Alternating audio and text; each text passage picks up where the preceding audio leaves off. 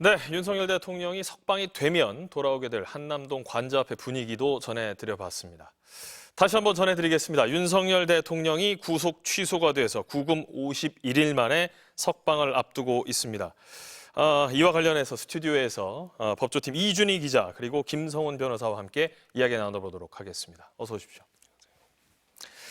자, 먼저 우리 이준희 기자와 현재까지 상황부터 한번 다시 짚어봐야겠죠. 일단 서울중앙지법이 이번 윤석열 대통령 측의 구속 취소 청구를 인용 결정한 내용, 이 부분부터 다시 정리를 한번 해보죠. 네, 오늘 오후 1시 50분쯤이었습니다. 예. 그러니까 구속 취소 결정을 법원이 인용했다는 소식이 전해졌고요.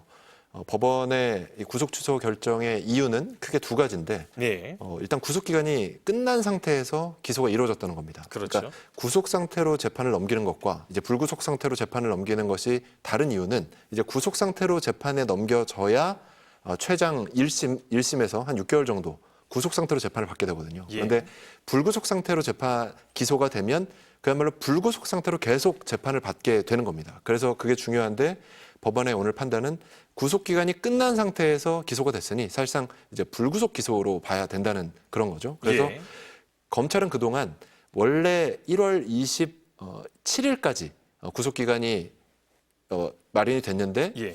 하루 여유를 둬서 26일에 기소를 한 거다. 이런 입장이었거든요. 그런데 그렇죠.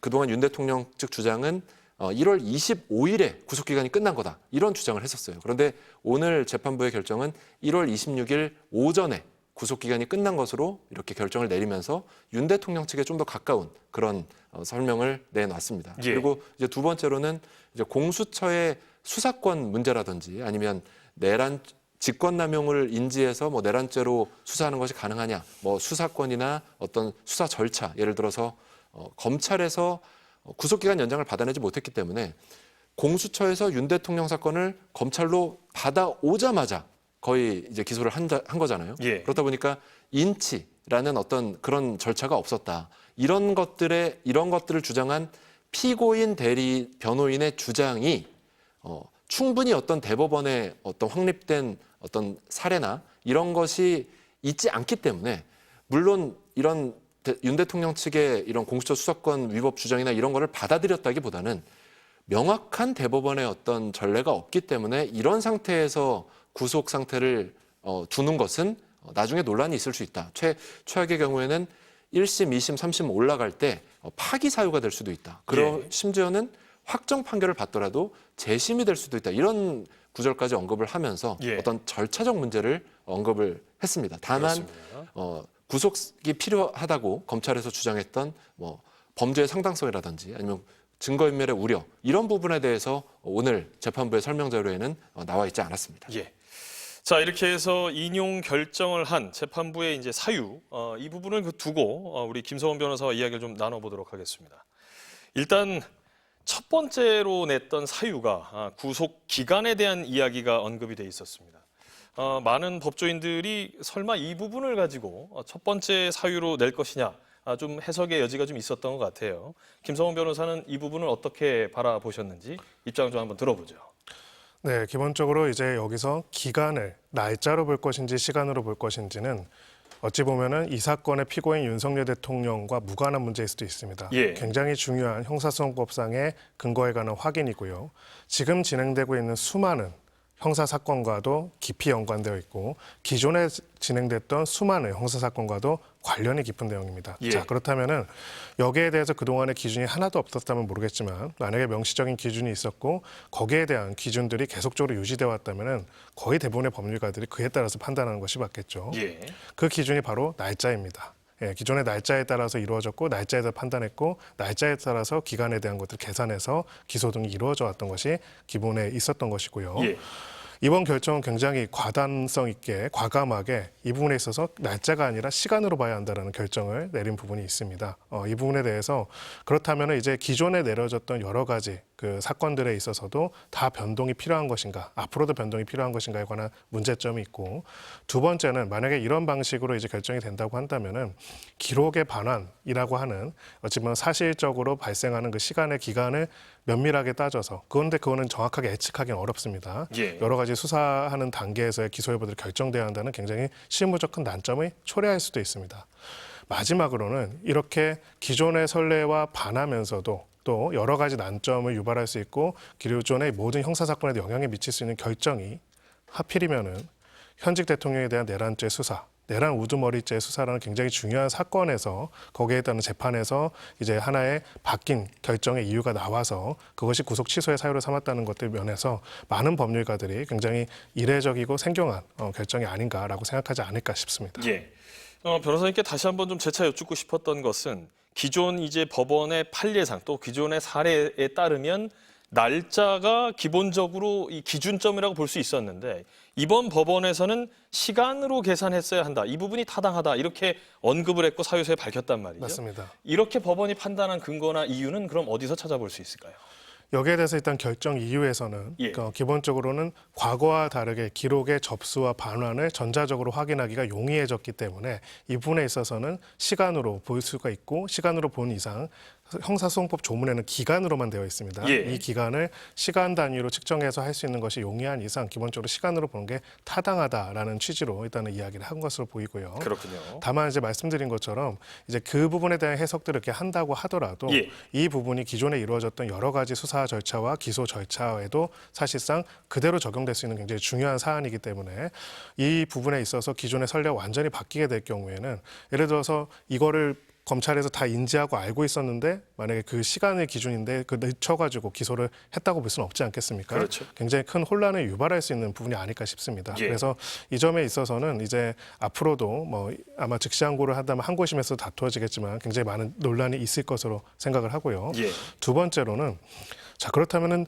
시간으로 보는 게 맞는가 하는 생각도 또 듭니다. 이렇게 정밀하게 판단한다면 분과 총까지도 다퉈가지고 보하는 것이 아닌가라는 판단을 할 수가 있겠죠. 예.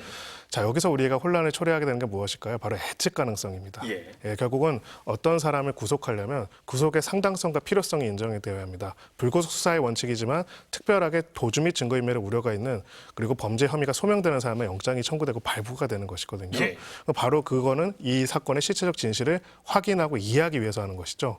근데 이렇게 이 부분에 있어서 예측이 불가능한 개별적인 시간에 따라 가지고 그 시간도 다 정해져 있는 시간도 아닙니다. 그때그때 다릅니다. 이것을 만약 기소 여부들이 거기에 따라 결정해야 한다면은 굉장히 심각한 실제 실무 과정에서의 혼돈이 있을 수밖에 없습니다. 사실 구속영장 청구라고 하는 것이 이 도주의 우려 그리고 증거인멸의 우려 이런 것들을 방지하기 위해서 구속이 맞습니다. 진행되는 거 아니겠습니까? 네. 조금 전에도 이제 증거인멸에 대한 언급을 하셨는데 이 부분은 잠시 후에 저희가 다시 짚어보도록 하겠고요.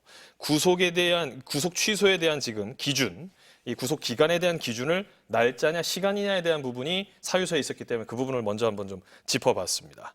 자 그렇다면 이제 바로 윤석열 대통령은 바로 석방이 되는 건지요? 어떤 절차가 남아있게 되는 겁니까? 네, 이제 검찰에 달렸습니다. 검찰이 석방 지휘라는 걸 하게 되면 예. 지금 서울구치소에 있는 윤 대통령은 이제 석방 절차를 밟게 됩니다. 예. 그런데 그게 아니라 우리는 중앙지법의 판단에서 끝나는 게 아니라 상급법원, 그러니까 서울고등법원의 판단을 다시 받아보고 싶다. 구속 취소 결정을 그래도 내릴 것인지 다시 받아보고 싶다 하면 이제 법원의 결정에 대해서 조치를 원하는 예. 즉시 항고라는 제도를 통해서 다시 판단을 구할 수 있습니다. 그래서 지금 검찰 특수본을 중심으로 지금 어떤 결론을 내릴지 지금 내부적으로 토의를 하고 있는데 예. 물론 법상에는 7일 내로만 결정을 하면 되게 돼 있습니다. 예. 그러니까 구속 취소 결정이 나왔다 하더라도 검찰에겐 7일간의 시간이 주어진 셈이긴 합니다.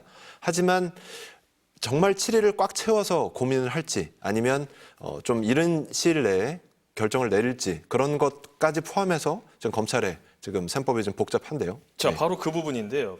7일 동안 이 검찰은 항고 여부를 결정하게 되지 않겠습니까? 네. 그럼 그 결정하는 시간 동안에 윤석열 대통령은 석방 상태에서 기다리게 됩니까? 아니면 대기 상태에서 지내게 되는 겁니까? 일단 7일 내로는 당연히 그 석방이 아닌 구치소에 있는 상태로 대기를 하게 되죠. 다만 예. 더 중요한 건 이제 즉시 항고를 만약에 선택했을 경우입니다.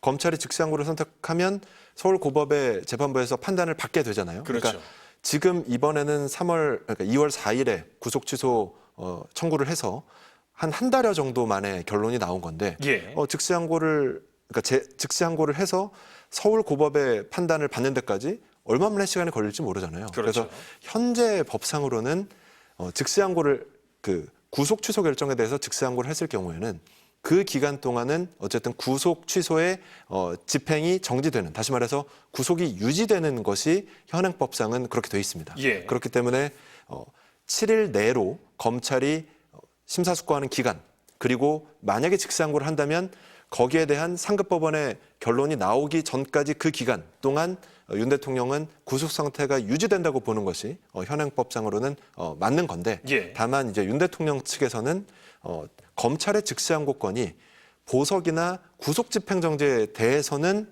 위헌 판단을 받은 적이 있거든요. 그렇기 그렇군요. 때문에 구속 집행정지, 보석도 역시 구속된 피의자가 풀려나는 상황이기 때문에 예. 이번 구속 취소 결정도 물론 이 집행정지를 받게 되지만 구속 취소 결정에 대한 즉시항고를 판단받는 동안에는 구속 상태가 유지되는 게 현행법에 맞지만 예. 보석이나 구속 집행정지와 마찬가지로 풀어줘야 되는 게 아니냐, 예. 그런 주장을 윤 대통령 측에서 펴고 있는 상황입니다. 자, 이게 지금 굉장히 생각보다 절차가 지금 복잡하지 않겠습니까? 변호사님하고 좀 다시 한번 좀 짚어보도록 하겠습니다. 이준희 기자가 아주 설명을 잘 해줬는데요. 일단 윤석열 대통령에게 있어서 구속 취소 결정은 이제 인용 결정이 났습니다. 그렇다면 윤석열 대통령에 대한 즉시 항고에 대해서는 검찰이 7일 내로 하게 되어 있는데, 이것을 윤석열 대통령이 석방 상태에서 진행하느냐 아니면 대기 상태에서 하느냐, 그리고 윤석열 대통령 측에서 보석을 집행할 수도 있는 거 아니냐, 여러 가지 이야기들이 나옵니다. 정리를 좀 한번 해주실까요? 네, 일단은 한번 층위를 나눠보겠습니다. 예. 일단은 구속 취소 사건, 이것도 별도의 사건입니다. 이 사건에 집중해서 먼저 말씀을 드리고, 구속 취소 사건과 외에 다른 절차적인 신청들을 할 것인지 여부를 두 번째로 말씀을 드리겠습니다. 예. 구속 취소에 대해서는 일단은 지금 현 재판부는 구속 취소 결정을 내린 상태이고요. 이 결정에 대해서는 7일 이내에 검찰이 즉시 항고할 수 있다. 형사소송법의 명문의 규정으로 그런 규정을 두고 있습니다. 예. 그래서 즉시 항고를 하게 된다면은 항고심에서 이 구속 취소 사건에 구속 취소 사유가 있는지에 대해서 다시 판단을 하게 될 것이고요. 여기에 대해서 결정이 이루어지게 되면 이거는 또한 검찰 혹은 피고인 측에서 다시 재항고를 할 수가 있고, 예. 그렇게 되면 이제 소위 말해서 재항고심에서 대법원에서 최종적으로 결정을 내릴 수 있는 상황이 됩니다. 현재로서는 즉시 항고는 이제 2심이 될 것이고 그렇습니다. 예. 재항고는 이제 대법원이 되겠죠. 네. 자, 이 절차들을 먼저 설명을 드리면서 인신의 석방에 대한 부분도 같이 말씀을 이제 드릴게요. 예. 자, 우리가 역으로 생각하면은 만약에 이 결정만으로 바로 인신이 석방이 되는 것이라고 한다면 항고심에서 이 취소 결정이 잘못됐다라도 뒤집혔을 때, 예. 그러면 다시 한번 이제 인신 구속을 해야겠죠. 자, 이때 그럼 무슨 절차가 있어야 할까요?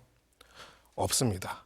그래서 그 말은 무슨 말이냐면, 예. 역으로 말하면 즉시 항고를 하고 항고심에서의 결정을 기다려서 인신 석방 여부를 결정하는 것이지, 그렇군요. 만약에 인신을 석방했다가 항고심에서 뒤집히게 된다면은 뒤집힌 다음에 또 다시 한번 인신 구속을 하기 위한 절차들을 하는 것들이 예. 제가 아는 선례로서는 없는 것으로 알고 있습니다. 그렇군요. 그러면 당연히 이 말은 기본적으로 즉시 항고할 수 있는 권한을 검찰한테 부여하고 있고, 항고심이나 재항고심의 절차들이 있다는 거는 인신 구속에 대한 여부들, 기존의 구속영장이 완전히 취소하고 소급적으로 사라지게 만드는 것이기 때문에 예. 그런 부분에 대한 결정들은 각각의 항고 절차에 따라 최종적인 그 결정을 따를 수 있도록 하게 되어 있다고 볼 수가 있고요. 다시 말해서 이 부분은 굉장히 중요한 부분이네요. 맞습니다. 예. 네, 역으로 말하면은 그렇지가 않다고 한다면은 이렇게 즉시 항고를 일단은 석방한 다음에 즉시를 항고하고, 즉시 항고해서 항고심에서 결정이 내려지면 거기에 따른 집행하고 있는 또 절차들이 있어야 합니다. 그렇죠. 예, 근데 그런 부분들에 대한 것들이 나와 있지가 않고, 예. 기본적으로 그걸 염두에 둔 제도가 아니다라는 거를 먼저 말씀을 드립니다. 앞서서 이준희 기자가 보석에 대한 이야기를 했습니다. 그 보석에 대한 절차는 여기에선 어디에 해당하게 되는 겁니까? 네, 지금 말하는 구속 취소, 그다음에 항고심, 재항고심과 완전히 별개입니다. 예. 이거는 이 사건은 이렇게 진행이 된다고 볼 수가 있고요. 예. 다만 이제 구속 중인 피고인이 재판 진행 중에 보석을 신청을 하거나 보석을 예. 청구하거나 아니면은 여러 가지 뭐 구속 집행 정지라든지 이런 것들을 할 수 있는 별도의 또 절차들이 있습니다. 그렇군요. 다만 이 보석 같은 경우에는 기본적으로 그 보석의 사유가 인정이 되어야 하고요. 그다음에 보석을 거절할 수 있는 구체적인 사유들과 요건들이 구속 취소와 다른 개념입니다. 예. 한마디로 이 부분에 있어가지고 또 중요한 중요한 요소가 되는 거는 도주 및 증거인멸의 우려가 있는지가 또 굉장히 중요한 요소가 되기 때문에 예. 지금 법리적인 부분에 있어서 선례가 없기 때문에 상급심의 판단을 받아봐야 한다는 취지에서 내어진 구속 취소 결정에 대해서 보석 신청을 한다고 해서 그게 동일한 사유로서 인정이 돼가지고 보석이 받아들여지는 거는 또 다른 문제이기 때문에 예. 이것이 당연히 인정되지는 않을 가능성이 전 있다 이렇게 생각을 합니다. 이제 이 정도면 현재 상황에서의 절차적 부분은 충분히 설명이 좀 된 것 같고요. 자, 지금 여권, 야권 할 것 없이 여러 가지 이야기 나오고 있습니다. 이준희 기자에게 현재 상황 추가적으로 나오는 이야기 한번 들어보도록 하겠습니다. 네, 일단 뭐 여권에서는 당연히 구속 취소 결정을 반기고 있죠. 예. 그리고 더 나아가서 이게 헌법재판소의 그 탄핵 결정에도 그런 연장선이다. 뭐 예. 이런 주장을 하고 있는 것이고요. 그렇습니다. 근데 다만 그 부분에 있어서는 좀 이견이 있을 수 있는 게 오늘 나온 것은 정식 1심 재판의 어떤 그 1심 재판의 진행 과정에서 나온 것이 아니라 이제 구속을 취소할 것이냐. 그렇기 때문에 이런 1심 재판이 아직 시작도 제대로 하지 않았거든요. 그렇기 그렇죠. 때문에 오늘 이 구속 취소 결정이 그럼 윤 대통령은 죄가 없구나. 이렇게 재판부가 결론을 내리는 건 아니라는 거. 예. 그리고 두 번째로 형사재판과 헌법재판은 또 엄연히 다른 거거든요. 그러니까 헌법재판소에서 지금 진행되고 있는 지금 선고만을 남겨둔 그 윤 대통령 탄핵 심판과 또 오늘 구속 취소의 결정과의 관계는 크게 없다. 이렇게 보시면 될 것 같습니다. 예. 자, 지금 계속해서 저희가 이야기하고 있는 것, 검찰은 지금 야당 측에서는 즉시 항고해야 한다 이런 이야기를 하고 있습니다. 검찰이 만약 즉시 항고한다면 역시 명분 또 사유가 중요할 텐데 어떤 이유를 제시해야 할까 이런 얘기들이 지금 나오고 있습니다. 네, 크게 두 가지입니다. 예. 그 중에서도 사실 법리적인 순서대로 하자면은 그 이유에 부합하게 하나하나 이유가 잘못된 걸 얘기해야겠지만은 예. 제일 중요한 이유에 설치가 되지 않은 이유가 있습니다. 바로 내란죄에 관한 실체적 진실을 확보하고 확인하기 위한 이 형사 절차를 엄정하게 진행하기 위해서라는 겁니다. 예. 이거 다른 말로 표현하면 도주 및 증거인멸의 우려에 관한 부분입니다. 증거인멸의 우려성이 굉장히 높고 그런 상황에서 사실 김용현 전 장관도 주요 임무 종사자들, 공범에 대해서는 다 구속 취소가 받아들여지지 않은 상황입니다. 그렇죠. 그리고 이 사건의 실질적 진실을 밝히는 게 지금 우리나라 국가에서 진행 중인 수많은 형사 사건 중에서 어쩌면 가장 중요합니다.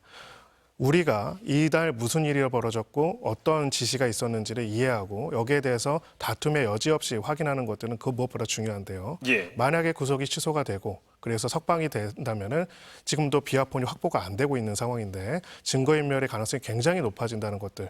그리고 증거인멸이 된다면 증거인멸로만 끝나는 것이 아니라 피고인의 어떤 복리로 의미로 끝나는 것이 아니라 이 사건 실체적 진실에 있어서 국가적인 혼란과 비용이 굉장히 증가한다는 갈등이 증가한다는 것도 고려되어야 할 겁니다. 이 점을 일단은 이야기할 것이고 예. 그런 측면에서라도 당연히 즉시 항고가 이루어져야 한다고 볼 것이고요.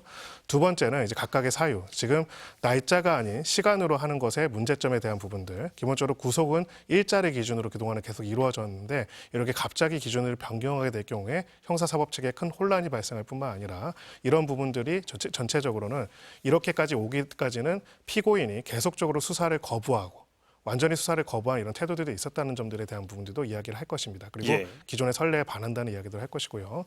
마지막으로는 지금 이야기되고 있던 여러 가지 수사권과 관련된 내용들도 이거는 피고인의 권리를 보호하기 위한 차원이 아니라 각각의 기관 간의 권한을 분배하고 권한을 조정하기 위해서 만들어진 절차에 불과하고 결국은 각 검찰과 공수처, 경찰 각 기관들이 협의하고 조정하고 정리한 방향으로 수사와 그리고 영장 발부와 그다음에 이제 기소가 이루어졌다는 점에 있어가지고는 이런 부분에 있어서 이 사건 실체적 진실을 확인하고 그걸 위한 도주 및 증거인멸의 우려를 막을 필요성이 지금 제기되는 논쟁보다 훨씬 더 중요하다는 점을 이야기할 것이다 이렇게 생각합니다. 예. 검찰이 즉시 항고한다면 어떤 이유를 제기할 것인가에 역시 가장 중요한 도주 우려 또 증거인멸의 우려에 대한 부분을 다시 한번 좀 짚어주셨는데 뒤집어서 한번 얘기해 보겠습니다. 구속 취소 청구에 있어서 지금 구속 기간이 만료된 상태에서 기소가 된 것이 법조항의 위배다 이런 언급을 했어요. 그런데 검찰의 항고를 즉시 진행하게 될 경우에는 도주 우려와 증거인멸에 대한 이야기를 했습니다. 다시 말해서 지금 구속 기간 만료 상태에서 기소가 된 것이 어떠한 법조항에 위배된 것이라고 우리가 해석하고 이해하면 되겠습니까?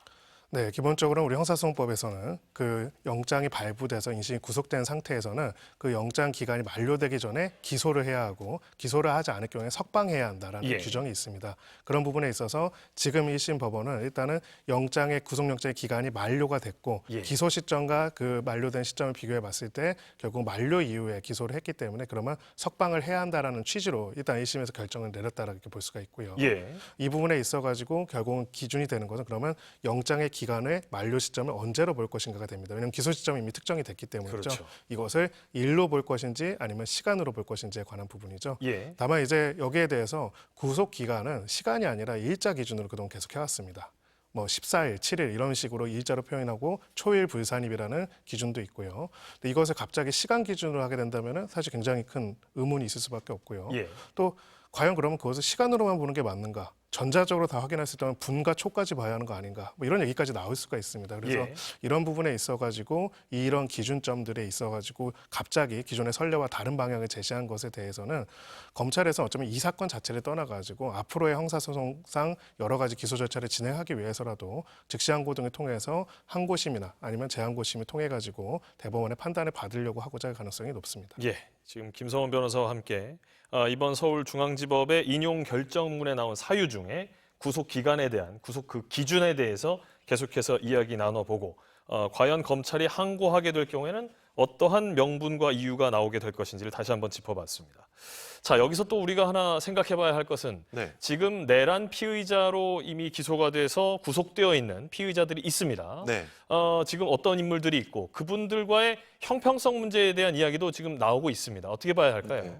지금 윤 대통령이 받고 있는 혐의는 내란 우두머리 혐의입니다. 예. 그러니까 내란죄에 있어서 가장 상위에 있는 최종 지시자였다는 거죠. 그리고 그 아래 중요 임무 수행자들이 있습니다. 뭐 대표적으로 김용현 전 국방장관을 들 수 있고, 예. 뭐 박안수 전 계엄사령관, 그리고 이진우 수방사령관, 곽종근 특전사령관, 여인영 방첩사령관까지, 그리고 문상호 정보사령관도 있고, 뭐 노상원 민간인인 노상원 전 정보사령관도 있습니다.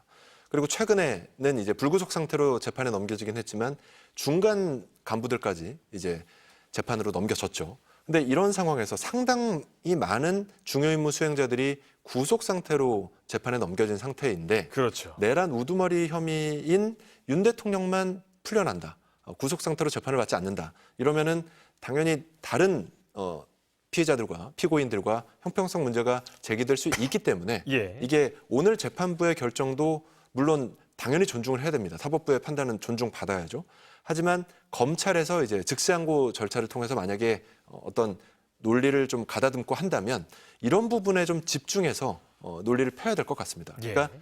다른 중요 임무 수행자들은 구속 상태로 넘겨졌다. 그리고 또 만약에 이분들이 계속 구속 상태로 재판을 받으면서도 지금 일부 뭐 여인영 전 방첩사령관이라든지 이진우 전 수방사령관의 경우는 헌법재판소에서 탄핵심판 변론이 진행될 때 적극적으로 진술을 하지 않거나 아니면 수사기관에서 조서로 남겼던 어떤 진술에 대해서도 뭐 일부 인정하지 않는 태도도 보였잖아요. 예. 그런데 이런 상황에서 예를 들어 윤 대통령이 구속 상태를 벗어난다면 혹시 이분들의 증언에 영향을 혹시 받을 수 있는 게 아닌가. 그러니까 이분들의 증언에 영향을 미칠 수 있는 거 아니냐. 왜냐하면 여전히 군통수권자니까요. 그래서 이런 부분도 함께 검찰이 아마 즉시항고를 제기한다면 이런 부분도 탄탄히 다져서 상급 법원에 호소를 해야 될 걸로 보입니다. 예. 이준희 기자가 지금까지 현재 내란 피의자로 구속 기소가 되어 있는 인물들, 그들과의 형평성 문제에 대한 제기를 해줬습니다. 이런 부분이죠. 결국은 이 이야기를 안 할 수가 없을 것 같습니다. 이번 인용 결정문의 사유에 결국 두 번째 이유에 내란과 관련된 이 포인트들을 다시 한번 좀 정리가 돼 있고 적시가 되어 있습니다. 그중에 그 하나가 결국은 공수처의 이 절차적 정당성 문제, 이 부분을 제기했는데요. 변호사님께서 어떻게 보셨는지 정리 한번 또 해주실 필요가 있을 것 같습니다. 네, 어쩌면 이제 공수처가 새로 생기고 이루어졌던 사건 중에서 가장 중대한 사건이고 예. 사실은 아직까지는 많은 선례들이 없는 것도 사실입니다. 예. 그런 부분에 있어가지고는 법원에서 지금 1심 법원에서 이 부분과 관련된 어떠한 결정, 판단을 명시적으로 내려서 이 부분이 위법하다. 예. 그래서 앞으로도 문제가 될 것이라는 단정적인 결론을 내렸다라고 생각하지는 않습니다. 예. 다만 1심 법원에서 이 구속 취소 사건과 그동안의 영장 관련된 거는 좀 구분해서 볼게요. 영장 발부 같은 경우에는 영장 전담 판사가 영장 발부 여부만을 결정을 합니다. 예. 재판에는 관여를 하지가 않죠. 근데 지금 이 사건은 1심을 담당하고 있는 재판부가 구속 취소 사건을 하는 겁니다. 그렇죠. 그렇다면은 앞으로 여러 가지 심리에서 집중해야 하는 것은 뭐 절차적인 부분도 있겠지만은 예. 여러 가지 사실관계에 관한 부분, 즉 실체적 진실로서 그때 어떤 지시와 어떤 행위들이 있었는지를 심리를 해야 하는데 그 전에 있어서 절차적인 위법성에 대해서 계속적으로 지적하고 있으니 이 부분에 대해서는 일정의 판단을 최종적으로 실체적인 그 내용 진실과 절차적인 부분들을 종합적으로 자신이 판단을 하고 그걸 위한 심리를 진행하기 전에 이 절차적인 선례와 기준에 대해서는 더 선례를 결정할 수 있는 대법원에서 결정을 내려줬으면 좋겠다. 라는 취지의 일종의 의견이라고 볼 수가 있고요. 예. 이런 부분에 있어서는 이 구속 취소의 이유에서에 나와 있는 내용은 결국은 여러 가지 지금 피고인 측에서 제시하고 있는 절차적인 부분에 대한 내용을 더 상급심 법원에서 명확하게 정리하고 기준을 결정해 준다면 그것을 바탕으로 1심 재판을 진행하는 것이 조금 더 용이하고 사실상 그런 문제들이 먼저 선결 문제로서 상급심에서 결정될 필요성이 있지 않은가라는 의견을 개진했다고 볼 수 있습니다. 이런 면에서 이 재판부가 결국은 지금 이제 일각에서 얘기하는 것처럼 항고를 하지 말고 즉시 석방하라라고 하는 취지로 저는 이 결정을 내렸다고 생각하지는 않습니다. 예. 왜냐 그렇다고 한다면 상급심의 결정을 못 받게 되겠죠. 그렇죠. 네, 그렇기 때문에 결론적으로는 그런 부분들을 고려해서 어찌 보면 이 두 번째 이유가 이 구속 취소 결정의 좀 더 본질적인 이유가 아닐까 이렇게 생각을 합니다. 뭐 변호사님 말씀처럼 그렇게 좀 명쾌하게 좀 정리가 돼 있는 상황이면 참 좋겠습니다만 일단 지금 계속해서 해석의 여지가 남아 있는 거 아니겠습니까? 특히 법원이 일단 공수처 수사 범위에 내란죄가 포함되어 있지 않다. 이 부분을 좀 지적을 했는데 이 부분은 사실 처음부터 제기되었던 이 절차적 정당성과 관련된 문제 중에 하나였습니다. 이것이 지금 법원의 판단에 따라서 문제가 있다라고 지금 해석이 되기 시작한다면 나머지 윤석열 대통령의 내란죄 수사라든지 헌재의 판단 여부에도 영향을 주는 것 아니냐 이런 이야기가 나올 수밖에 없을 것 같습니다. 어떻게 보십니까? 네, 가장 마지막부터 말씀을 드리겠습니다. 예. 헌재의 판단 여부와는 아무 관련이 없다라는 것을 명확하다고 생각합니다. 예. 헌재에서 판단하는 것은 결국은 대통령이 주어진 권한을 남용하거나 잘못 사용해서 헌법상 자신이 헌법 수호자로서의 책임을 위반해가지고 중대하게 위반해서 그 직을 유지할 수 없는 중대한 헌법적인 위반 행위와 불법 행위를 저질렀는가에 관한 부분입니다. 예. 그 부분에 있어가지고는 지금 결국은 대통령에게 정치적인 갈등을 해소하기 위한 목적으로 군사력을 동원해서 정적들을 체포하거나 혹은 이 계엄 해제를 의결할 수 있는 국회의 계엄 해제 의결 권한을 침해할 수 있는 권한이 있는지에 대한 판단 혹은 그런 침해 행위를 했는지에 대한 판단이기 때문에 예. 지금 이야기하는 공수처의 수사권과는 아무런 관련이 없는 요소라고 볼 수가 있고요. 헌재 부분은 잠시 후에 또 다시 한번 짚어보도록 하죠. 예. 네, 두 번째로는 그러면 앞으로의 이제 이 절차적인 부분만 좀 더 집중해서 이야기를 하자면은 예. 기본적으로는 왜 공수처의 수사권을 이렇게 규정을 했고 각각의 기관들이 어떻게 이것이 배정이 나눠졌는지를 볼 필요가 있다고 생각을 합니다. 즉 내란죄에 관해서는 경찰의 수사권이 있습니다. 그리고 검찰도 공수처도 직권남용에 대한 수사 권한은 있지만은 직권남용 외에 나머지 범죄는 직접적 관련성이 있는 범죄에 대해서 수사권이 있다고 볼 수가 있습니다. 그 예. 점에 있어가지고는 아직 선례가 많이 있지는 않지만 기본적으로는 대통령의 내란죄라는 거는 대통령이 아닌 사람은 모르겠지만요. 자신의 직무상의 직권을 남용해가지고 그걸 바탕으로 해서 여러 종사자들에게 헌법상의 침해 행위가 할 수 있는 내란 국헌문란의 목적의 폭동행위를 일으키도록 한 것이기 때문에 하나의 행위가 직권남용에도 내란에도 모두 다 적용이 되는 것이고요. 기본적으로 이렇게 직권남용과 직접 관련된 수사를 할 수 있도록 하는 거는 이 부분에 대한 실체적 진실을 밝히기 위한 수사할 수 있는 권한들을 준 것이기 때문에 예. 이 부분이 완전히 벗어나 있는 별개의 사실관계가 아니라는 것이 명확한 이상 큰 문제가 되지 않을 가능성이 좀 더 높다고 생각합니다. 그렇군요. 제일 중요한 건 다 마지막에 한 가지입니다. 예. 왜 이런 권한 분배에 대한 내용을 두었는지. 두 번째, 이것이 우리 현실에서는 어떻게 적용되는지 봐야겠죠. 예. 권한 분배는 결국은 경찰, 공수처, 검찰이 나름의 경쟁, 나름의 견제를 바탕으로 해서 각자의 권한들을 행사하고 권한 영역 내에서만 수사를 하고 혹은 기소를 하고 행위를 하도록 함으로써 그런 견제들이 이루어지도록 하는 목적이 있고요. 예. 이런 부분에 있어서 한 기관이 임의적이고 독단적으로 수사와 기소들을 했다라고 한다면은 이 부분에 있어서는 당연히 위법성이 있을 수가 있습니다. 다만 우리 사안을 보게 된다면은 경찰과 공수처가 공수사본부를 꾸려서 기본적으로 협력해서 이 사건의 실체적 진실을 밝히기 위한 수사와 관련된 여러 가지 청구들을 기소들이 진행을 했던 것이고요. 예. 최종적으로는 검찰도 거기에 따라 가지고 수사와 기소를 진행했다고 볼 수가 있습니다. 즉 기본적으로 원래 견제와 분산이 된 내용뿐만 아니라 실질적으로 각 기관들이 이것을 권한 침해로 받아들이지 않고 각각이 협력해서 진행을 했다고 한다면은 그 수사 자체가 부당하거나 아니면 실체적 진실에 반하는 것이 아닌 이상 이런 이유를 바탕으로 해가지고 이 수사와 기소가 잘못됐다고 보는 것은 타당하지 않다. 이렇게 판단될 가능성이 전 높다고 생각합니다. 예. 아무래도 이번 윤석열 대통령 구속 취소와 관련한 이 법원의 인용 결정, 이 판단에 있어서 지금 변호사님이 말씀하신 부분들이 가장 중요한 또 핵심 쟁점이자 중요한 내용이 아닐까 싶습니다. 내란죄와 관련된 부분, 또 공수처의 절차적 정당성과 관련된 부분 잠시 후에 다시 한번 또 짚어봐야 할 것 같고요. 자, 지금 여당과 관련한 인사들, 한동훈 당대표 구속 취소, 절차적 문제가 있었다면 당연하다 이런 언급, 또 오세훈 서울시장도 유사한 이야기를 하고 있습니다.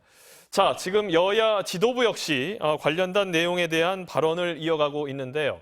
여야 지도부인 권영세 비상대책위원장과 민주당 박찬대 원내대표의 발언 한번 들어보겠습니다.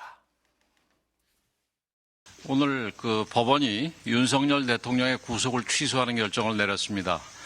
대한민국의 법치와 사법 정의가 살아있음을 확인하는 중요한 순간입니다. 법원이 법리와 양심에 따라 현명한 결정을 내려준 데 대해 국민과 함께 환영합니다.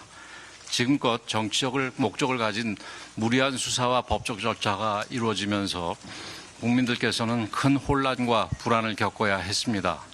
이번 결정이 대한민국 헌정 질서가 바로잡히는 계기가 되길 바라며 우리 사회가 더 이상 법적 논란으로 분열되지 않고 국민 통합의 길로 나아가기를 기대합니다. 아울러 헌법재판소도 오직 헌법 가치에 입각해서 공정하고 정의로운 판결을 내려주시기를 바랍니다. 특정 정파의 이해관계를 넘어 국민의 신뢰를 받는 독립적인 헌법 수호기관으로 역할을 다해 주시기 바랍니다. 앞으로도 국민의힘은 국민과 함께 자유민주주의와 법치를 수호하기 위해 흔들림 없이 전진하겠습니다. 내란 수계 윤석열에 대한 구속 취소 청구를 받아들인 것에 유감을 표합니다. 검찰은 즉시 항고를 함으로써 국민적 상식에 부합하는 판단이 나오도록 해야 합니다. 윤석열이 법률과 헌법을 중대하게 위반한 사실은 변함이 없습니다. 더불어민주당은 내란의 신속한 종결을 위해 모든 조치를 다하겠습니다. 네, 이번 윤석열 대통령 구속 취소와 관련한 이 법원의 인용 결정과 관련한 여야 지도부의 발언 함께 들어봤습니다. 자, 이준희 기자가 스튜디오에 나와 있는데요. 이 인용 결정문에 있었던 여러 가지 이야기들, 또 중요한 내용들 중에서 비상계엄에 관련한 이야기라든지 이 내란죄 혐의와 관련한 이야기, 이 죄의 유무와 관련한 이야기들이 있었는지 이 부분들도 우리가 다시 한번 좀 짚어볼 필요가 있을 것 같습니다. 네, 오늘 결정문이 총 3페이지인데요. 예, 3페이지가 맞습니다. 3페이지 중에 계엄이라는 글자는 없습니다. 그렇군요. 그러니까 오늘 이 구속취소 결정문은 절차적 문제를 주로 따졌고요. 예, 윤 대통령이 비상계엄에 어떤 혐의가 없기 때문에 구속 취소를 한다. 이런 문장은 하나도 없습니다. 예. 그런데 사실 국민의힘에서 지금 주장하는 내용들을 보면 이제 결국 헌법재판소도 좀 어떤 합리적인 판결을 내려달라. 그리고 오늘 이 구속 취소 결정을 환영한다. 이 속내에는 결국은 오늘 구속 취소 결정이 마치 이제 윤 대통령의 어떤 내란죄 혐의가 어느 정도 벗어졌다. 이것과 좀 등치시키려는 그런 움직임도 있는 것 같은데 어쨌든 다시 예. 말씀드리지만 오늘 재판부가 낸 3쪽짜리 설명문 어디에도 비상계엄의 적법성 문제 혹은 윤 대통령의 내란 우두머리 혐의를 따지는 문제 이런 문제는 없습니다. 예. 혐의의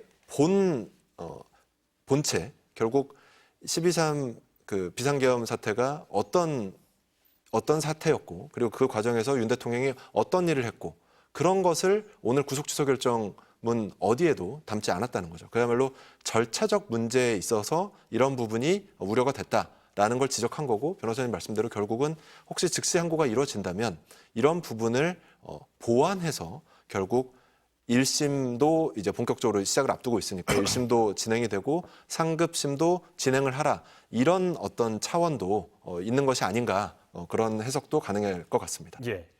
계속해서 여권 인사들에게는 이번 이 법원의 인용 결정문에 특히 그 절차적 정당성과 관련된 부분들을 계속해서 언급하고 또 지적하고 있습니다. 또 이준석 개혁신당 대표 같은 경우는 공수처와 검찰의 절차적 이 하자 어려운 부분들에 대한 굉장히 비판의 목소리를 또 내기도 하고 있는데요. 다시 말해서 지금 이 처음부터 있었던 이 공수처의 수사 그에 따른 이 절차적 정당성에 대한 이야기들을 지금 계속해서 반복해서 이야기들을 하는 모양새입니다. 다시 말하면 공수처의 수사 시작이 잘못되어 있고 이 사태의 책임을 공수처가 좀 잘못 시작했다 이렇게 이야기들을 하고 있는 것으로 보이는데 어떻게 보고 계시는지요? 만약에 시작을 이야기해야 한다고 한다면 예. 당연한 얘기지만 비상계엄부터 이야기를 해야겠죠. 예. 영장도 전혀 없이 이제 그 포고령을 위반한 사람들을 체포하고 처단하겠다라고 한 것이 시작이라고 저는 생각을 합니다. 예. 다만 그럼에도 불구하고 지금 수사를 다시 한번 시작 시점으로 해서 이야기를 한다면 저희가 한번 생각해 볼 필요가 있습니다. 그러면 경찰의 수사에, 공수처의 수사에, 검찰의 수사에 그 어떤 수사에 윤석열 대통령은 응하고 실체적 진실에 대해서 국민들이 거리에 나와서 싸우기 전에 그것을 밝히기 위해서 노력했는가? 제 기억으로는 단 한 번도 없습니다. 예. 그 어떤 수사에도 응하지 않았습니다. 그럼 경찰이 수사를 하겠다라고 소환 통보를 할 때도 소환에 응하지를 않았었고요. 공수처가 수사한다고 했을 때도 사실은 소환에 응하지 않았습니다. 예. 검찰이 이제 기소를 앞둔 상태에서 수사를 하려고 할 때 또한 응하지 않았던 상황이 계속적으로 이루어졌습니다. 절차적 문제는 피고인의 방어권을 보장하기 위해서 하는 겁니다. 피고인의 방어권에 있어서 예. 피고인이 수사에 완전히 협조하지 않고 아무런 협조도 하지 않고 체포영장의 집행에도 응하지 않고 이런 부분들을 계속적으로 한 상황에 있어가지고 어찌 보면은 부득이하게 이제 수사 한번 제대로 할 수 없는 상태에서 기소가 이루어질 수밖에 없는 상황이 벌어질 수밖에 없었습니다. 예. 만약에 앞으로도 계속 이런 문제들을 소위 절차적 문제로서 굉장히 심각한 문제로서 비화한다라고 한다면은 저는 앞으로 공수처의 수상이 대상이 되는 모든 피의자들이 모든 수사에 그런 방식으로 응하지 않고 그런 방식으로 저항하다가 최종적으로는 지금과 같이 또 절차적 문제가 또 다투는 일들이 벌어질 것이라고 생각하고요. 예. 절차적으로 피고인이나 피의자의 방어권을 보장해 주는 거 중요하다고 생각합니다. 근데 기본적으로 지금까지 벌어진 일들은 기존에 새롭게 수사권이 조정이 되고 여러 가지 제도들이 선례가 아직 없는 상태에서 벌어진 부분도 분명히 있지만은 가장 핵심적인 이유는 어떤 기관의 어떠한 수사에도 어떻게든 응하지 않고 심지어는 법원이 발부한 영장에도 저항하고 문제 제기를 하고 물리적인 충돌까지 불사했던 부분들이 좀 더 본질적인 문제가 있지 않나. 너무 당연한 얘기지만 이 부분을 말씀을 안 드릴 수 없을 것 같습니다. 예, 변호사님께서 지금 언급하셨던 이 피고인 방어권이라고 하는 것은 특히 이 절차적 정당성에 있어서 또 굉장히 중요한 부분이다라고 하셨는데요. 윤석열 대통령 변호인단에서 이 부분을 상당히 많이 언급을 했었습니다. 같은 의미로 해석하면 될까요? 어떻게 보십니까? 네, 맞습니다. 예. 한마디로 지금 예전에 이제 수사에 계속 응하지 않을 때 그러면 그런 질문을 한 적이 있습니다. 예. 변호인단에요. 아직도 저는 인상 깊게 기억하는데요. 자, 그러면은 경찰의 수사에는 응할 것입니까? 거기에 대해서 이제 아직 정확하게 경찰의 수사에 응할 것인지 안 할 것인지 명확하게 답변하지 않았고 뭐 수사권 논쟁에 대해서 자꾸 이야기를 하는데 그러면 예. 수사 어느 기관에서의 수사에 응할 것이냐 그러면은 그 부분에 대해서 잠시 변호인 혹은 변호인에 준해가지고 이야기를 했던 변호사가 이렇게 이야기를 했습니다. 각 기관들이 협의해가지고 얘기를 하면은 그걸 보겠다 이렇게 이야기를 했고요. 결론적으로는 공수처와 경찰, 검찰 다 실체적 진실을 확인해서 수사하는 기관입니다. 각 기관들이 결론적으로 이 과정에 있어서의 협의와 공조 등을 통해 가지고 이 사건을 재판을 넘긴 사안이라고 볼 수가 있습니다. 이 과정에서 진술할 기회를 안 주거나 방어할 기회를 주지 않았다고 저는 생각하지 않습니다. 예. 만약에 한 기관에서 다른 기관들이 인신 구속에 문제가 있다고 판단하는데 그것을 배제하고 독자적으로 자신들이 가지고 있는 수사권을 가지고 막 했다. 이러면 방어권의 침해가 있을 수 있겠죠. 그렇죠. 적어도 지금의 수사 과정, 체포 과정, 그리고 영장의 발부와 기소 과정에 있어서는 어떠한 기관도 여기에 대해서 이견을 가지고 문제 제기를 한 사실은 없습니다. 만약에 어떤 기관이 문제 제기를 했는데 그 기관을 배제하고 한 기관에만 의존해가지고 했다라고 하면 문제가 될 수 있지만 예. 실질적으로 지금 제기하고 있는 절차적 문제라는 것은 선례 없음을 이야기하는 것에 불과하다고 보고 그 문제로 인해서 피고인의 방어권이 실질적으로 침해됐는가 그 부분은 없다. 이런 것이 지금 합리적인 해석이다라고 저는 생각합니다. 예. 역시 이 인용 결정문에 있었던 문구 중에 가장 눈에 띄는 것. 법원이 이번 수사 과정의 적법성에 관한 의문의 여지를 해소하는 것이 바람직하다. 이렇게 지적을 했습니다. 지금 계속해서 절차적 정당성과 관련한 부분에 대한 해석이 아닐까 싶기도 한데요. 여기에 대한 변호사님 의견 또 들어보도록 하겠습니다.